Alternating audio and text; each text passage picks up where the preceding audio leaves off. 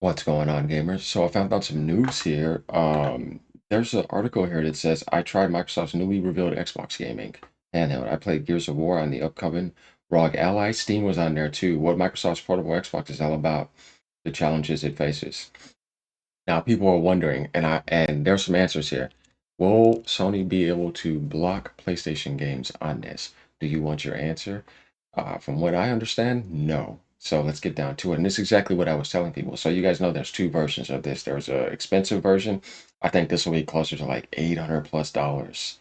Not joking, y'all. This is gonna be probably like 600, maybe 700. This maybe might be 8 or 900, maybe close to 1,000. But these are high-end handhelds that can give you like high-end performance. Like imagine something more powerful than the Series S and stuff like that in handheld mode. Getting closer to the other consoles. Yeah, those things are like that. They're premium experiences. Images shown during a secret theater presentation I recently attended for the long-rumored Xbox handheld showed an icon on the system screen for the long-awaited indie game Silksong. I was, alas, not about to play both, he said. I had to settle for experiencing just one of those two fabled futures during a meeting at Activision's headquarters on Thursday. So he was there as well. As officials from Microsoft's Xbox team and PC maker Asus introduced me to their upcoming line of official Xbox branded gaming handhelds. You got the ROG Xbox Ally and then the ROG Xbox Ally X. So the lighter model and the more serious model. A bit of a mouthful there, so I'm going to drop the ROG for the rest of this, okay? At 24 gigs of RAM is insane for a freaking handheld. No Silk Song that day, but the X Ally X that I used for about 10 minutes ran Gears of War Reloaded, displayed a full Xbox screen interface, and apparently had Steam on it too. It ran nicely, felt good in my hands, all of which is expected to all of which is to be expected, right?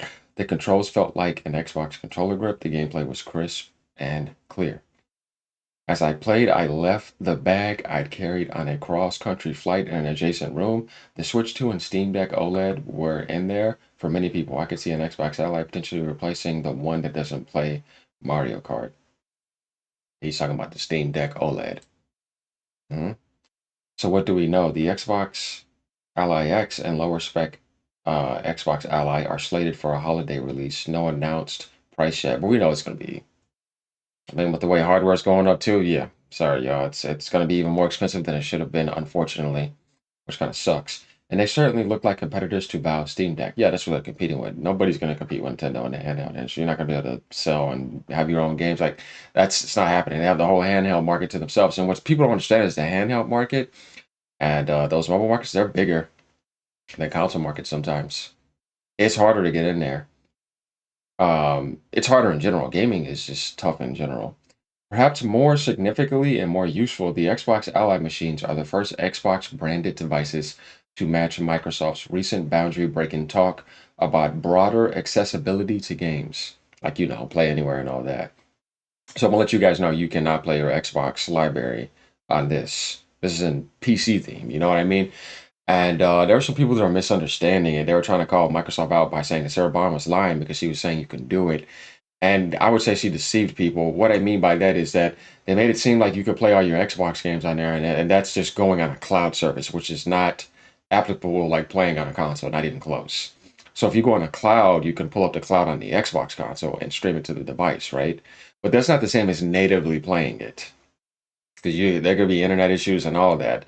So that's what she meant. I want to clarify that so y'all don't get confused because I don't like misinformation. So that's exactly what that meant. But it's still cool, everything you can do on here, though. Like I said, anything you could do on a laptop or a desktop is basically this with an Xbox theme.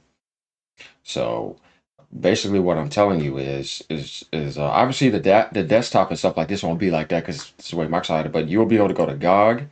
You will be able to go to Steam right on there and get those games that are only on PlayStation 5 and Steam. hmm Unlike an Xbox console, which only runs games made for that device, the Windows-based Ally line is expected to operate Windows games that are purchased via Windows through Xbox. That's what I'm saying, not the Xbox store that are only on there. Those games will not be compatible because those are for the Xbox operating system, not the Windows. That would be for the Xbox official themed handheld, by the way. Um, So yeah, like Windows games that are purchased via PC through Xbox or from Blizzard, Battle.net, GOG. That's I was just showing you Steam.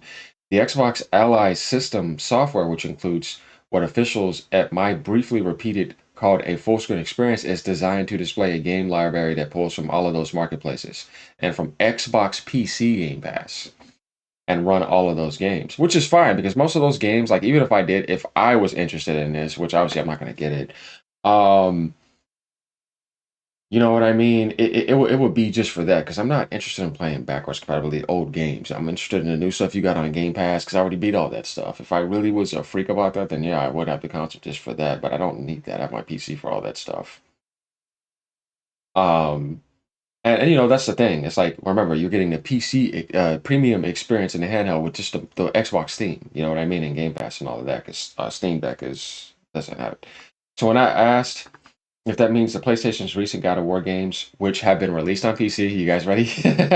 Could run on these new Xbox branded devices, a device with the big Xbox button and logo on it. A big replied, because these handhelds run Windows, hear me out. You have access to all the games you can play on Windows PC. So they're telling you Sony cannot block this. They're not allowed to because it's a Windows system. It's just like I'm on right now, right? I'm on a Windows right now, Windows 11, and I go on Steam. So you can't block that. They would have to override Windows and override the contract with Steam. Now an official Xbox, that's different. But a PC thing, this is why I said that I think the next Xbox console is an Xbox PC. Just like this, but a little bit different though. Gonna be more Xbox into it because their teams are there. And that's gonna be the case. So yeah, that's the question that people really want. You obviously Steam's on there; it's a PC experience, but with the official Xbox next gen console, be like that's the big thing, and can Sony be able to block that? But we have answers right here in this sense. Like I said, they do the same aspect, but a little bit different. Sony can't do anything about it. The new handhelds are part of the Xbox ecosystem. Will work with Microsoft's Play Anywhere program, which grants a person who buys any $1,300 game releases copies for Xbox and PC. Compatible games can be downloaded and played, which is the main way the machine is likely to be used. It'll also stream games from the cloud services, including Microsoft's. That's also you could stream on that. It can run via remote play games from a nearby Xbox. That's what they were trying to tell you. But you ain't gonna just be playing from your library, you know what I mean? So I will acknowledge that I'm far from the world's best at accessing technical specs, but here are the key ones. So like I was telling you, the cheaper version and the extreme version, 1080p screens, just like the Switch 2. So I'm trying to tell people that deal was good. Watch these things be like $800, $900. People would be saying dumb stuff, but they're not going to say anything about it. Because you want to know why? Because it's not needed. This is going to be an additional bonus thing. Like I can already do everything I can do on here on my laptop or my desktop. I'm not going to need it. But it is more useful than the Steam Deck because it has Game Pass on there. And it's just a better device. Obviously, it's going to be a lot more expensive too and powerful. And for people who, let's say if you were only on Xbox right now, right? You don't have a PlayStation, you don't have a Switch 2, you don't have a PC. This could be your way of getting PlayStation games and the PC games. You see what I mean? So, if you're willing to pay that premium price, like I'm telling you right now, you're going to need more than $700 for this. Remember when I said that because I just know. I can tell by specs. The screens are a little smaller than those of the Switch 2. Yeah, Nintendo did a really good job with that, almost 8. And Steam Deck 7.4 and the X Allies are slightly heavier, but Microsoft and Asus are tuning performance and game compatibility. Like, yeah, those things are heavier. The Switch is super light. It has all those games, like you need it. You know what I mean? Because the other devices, it's like, well, like I said, I can do that on my other devices already. That's why Steam Deck doesn't sell like it does because most people are going to choose the laptop and the desktop, 90-some%, and they've shown you that. I think you will see the best performance, battery life, and price in that kind of 15 to 20 watt range. That's not bad, actually, of any handheld in the market. Microsoft's head of gaming devices, Rowan, the beard, said during the meeting at Activision's offices, speaking specifically of the lower end Xbox Ally. By the way, Pony, sit down. It's okay. Your games can run on the Xbox Ally. You'll be all right. What I was unsure exactly which devices she was comparing to the Ally, to my understanding. He said Microsoft believes gamers find Xbox Ally's performance in line with that of the Steam Deck, and perhaps the comparable of the Switch 2 for the matter. Xbox Ally X is expected to be significantly beyond it. Oh, okay, good. That's why I said a cheaper model and a more expensive model. One is going to be like 700, 600. The other is going to be like $800, $900, maybe close to 1,000. It's good that they actually said something so we can get some type of like relevance. You know what I mean? Asus Consumer Vice President Sean Yin said that the Xbox Ally will be offering a 720p gaming experience, that the Ally X will be for players who want to play games on the go at 900p to 1080p. The technical performance of the new machines and their appeal to players will be dependent on how much power the devices need to operate and how quickly their batteries drain. Microsoft isn't estimating battery life yet, but they are promoting that the Xbox, Windows, Asus hardware, and AMD chip teams work closely to focus on efficient performance. Prior Windows-based handhelds, including Asus' existing ROG Ally devices, which already run games from the Xbox PC Game Pass. Run Windows in full for gaming. The Xbox handhelds won't. Yeah, we know that. When this full screen experience loads, the whole lot of Windows that doesn't load. Vice President Xbox Experiences Jason Beaumont said shortly before I took an Xbox Ally in hand. So they're saying they toned down some of the bloat to make it better, which is actually good. Working with the Windows team, we basically said, hey, instead of loading the desktop wallpaper or the taskbar and things that really aren't about this gaming experience they learned from that Steam operating system, let's remove all of that and let's take all the memory savings, all the different processors and CPU cycles, let's give that to the game instead. That's like a game enhancing mode. That's good, y'all. This is exactly what I wanted them to do. So that's cool. As I played Gears of War on the Xbox Ally X, the premium one, principal software engineering lead in Xbox, who said Brianna Potvin, noted that the parts of the Windows that weren't loading had freed up 2 gigabytes of memory. This is what Nintendo needs to do with Game Chat for devs. And when the system was put in sleep mode from the Xbox full screen experience, he said it was drawing a third of its power when the machine runs the full desktop version of Windows. Xbox handhelds Gambit. Taking a step back, one of the remarkable developments of the Xbox handheld news is taking its partnership device. A recent report of Microsoft sidelining an Xbox handheld was specifically about it not rushing to make its own handheld versions of the consoles. Yeah, they're doing this for so they can learn. So this allows them to know how to do things right so they can get to what they need to get to. Now, as far as like US tariffs and all that, yeah, of course that's going to affect these devices because they get their chips and stuff all out of China. So, um, but I'm going to prove this to you guys again. The Xbox Ally and the Xbox Ally X are consistent with that. These devices do not run an operating system of the Xbox Series S and X consoles, and they won't natively run games made specifically for those boxes. To clarify, remember that video with Dreamcast guy saying this thing ain't gonna run the Xbox Game Pass? I'm like, what are you talking about? You got these morons spreading misinformation. I'm like, see, this is the problem, is people like that. It's like, why? What's with the misinformation? The results are the Xbox devices using Windows 11 built by third party and Asus with design input and software development from Microsoft. So that's where Microsoft worked on it. It's enough to wonder exactly how Microsoft might approach its next gen console. But for now, it's the kind of partnership that produces a lot of executive talk about the magic of corporations working together. Yeah, and they'll be able to tell you that they can't do anything about the PlayStation block, so they have all their answers on that, and they can find a way around until they get to their official handheld and their other console. So, PONYS, relax. It's the kind of partnership that produces a lot of magic, they said. Thus, no, they're not talking price now. Somewhat understandable given the unpredictability of tariffs, which like I said, by the time that window pauses, there may be another one. You never know. But they are talking about the Xbox Raw co-branded microtexture printed on this device, which this is the interface we're going to see right here. Yeah, that's pretty much that PC experience. Okay. The most visible aspect of Microsoft's Asus cross-company collaboration and Xbox button on the Ally units to the left of the screen. Tapping it loads the full screen experience, which shows recently played games and future titles in a manner similar to pressing a similar button on the Xbox controller to load the console's home screen.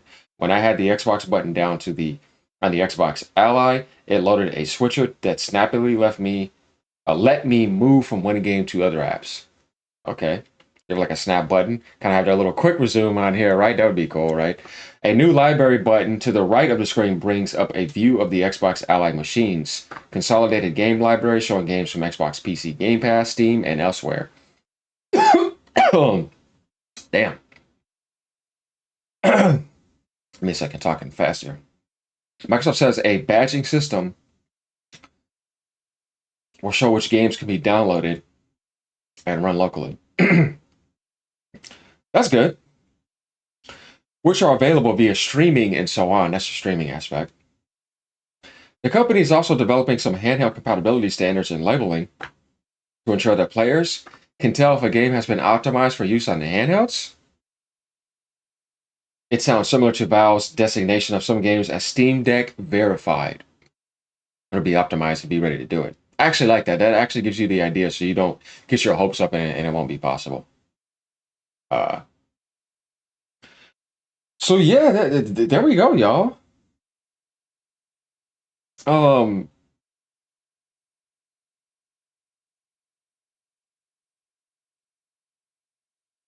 oh, so yeah, Microsoft did this because they saw the market for Nintendo. They're talking about the 100 million selling. So I'll be telling you, Nintendo be opening the door. They've been doing this for 40 plus years. They always set the way, and these things exist because of them. Everybody's always copying them. A massive market that includes 100 million selling, a small but lucrative luxury market that includes the Switch, a current niche market of higher end handhelds. This is what Microsoft wanted to look at. They're like, we just want to get in there. They have the money though; they can do it.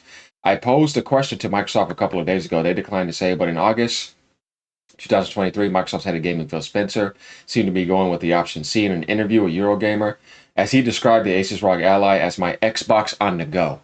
That's Nintendo stuff again. Then Steam on the go. Let me show you guys something.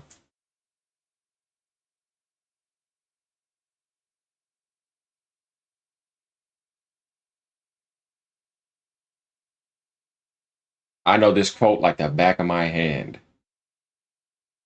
Oh, you guys gonna do this boring stuff? I hate when companies do this, y'all. It's like, come on, man. I like, what is this, bro? I'm about to end the video, man. I know y'all probably laughing. Here we go.